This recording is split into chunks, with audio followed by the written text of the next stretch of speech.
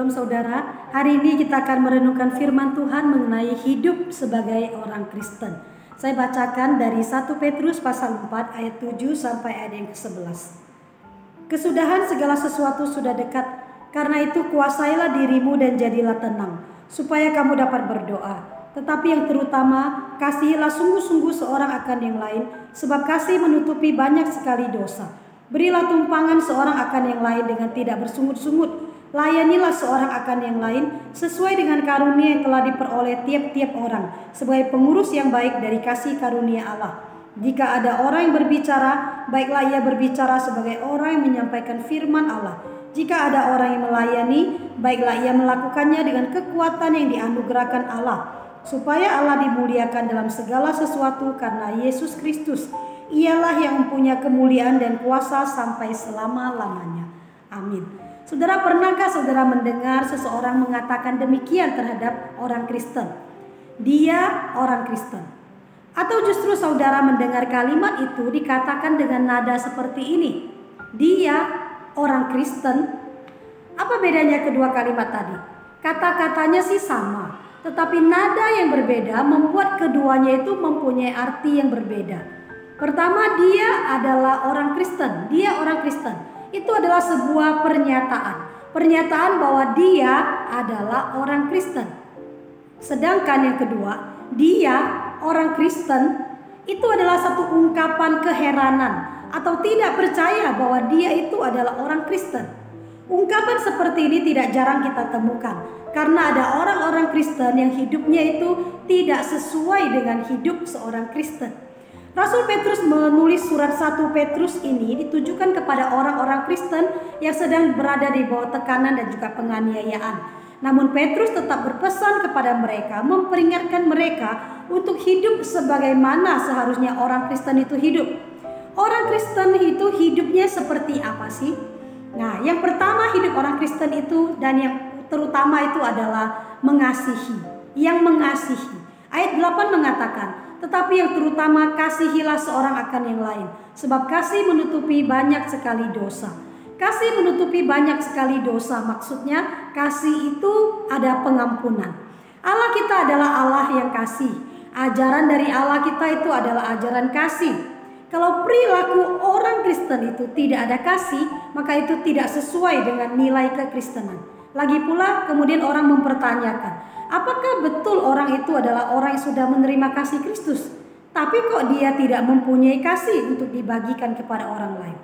Saudara, teladan Tuhan Yesus dalam hal kasih adalah dia sampai meninggalkan surga yang mulia, yang nyaman, yang enak, datang ke dunia yang hina dan penuh penderitaan ini, dan akhirnya dia sampai menderita mati di atas kayu salib oleh karena putusan dari pengadilan yang sama sekali tidak adil.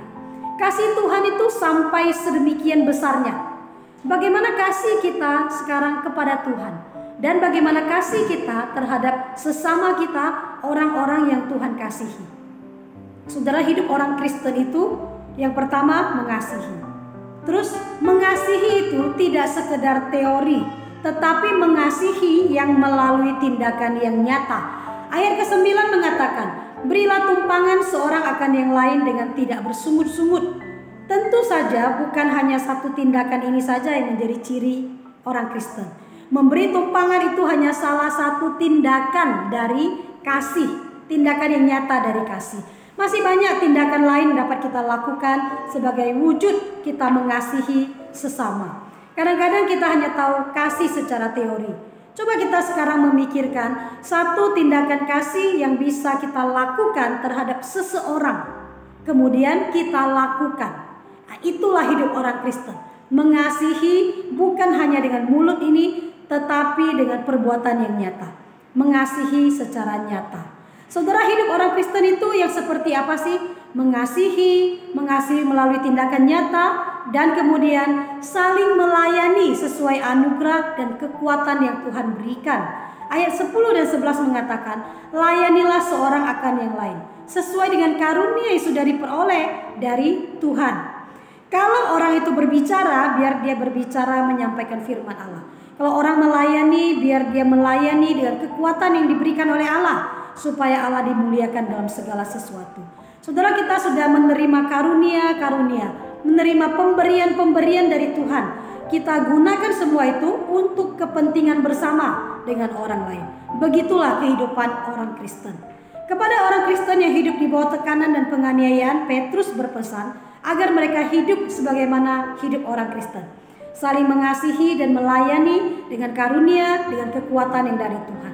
Marilah kita yang hidup hari ini, orang-orang Kristen hari ini, dalam segala keadaan kita pun mau hidup sebagaimana hidup orang Kristen yang seharusnya. Kita mengasihi bukan hanya secara teori. Kalau selama ini kita hanya mengasihi ngomong dan dalam pengetahuan aja tahu harus mengasihi, tapi belum melakukan secara nyata, mari kita benahi diri kita.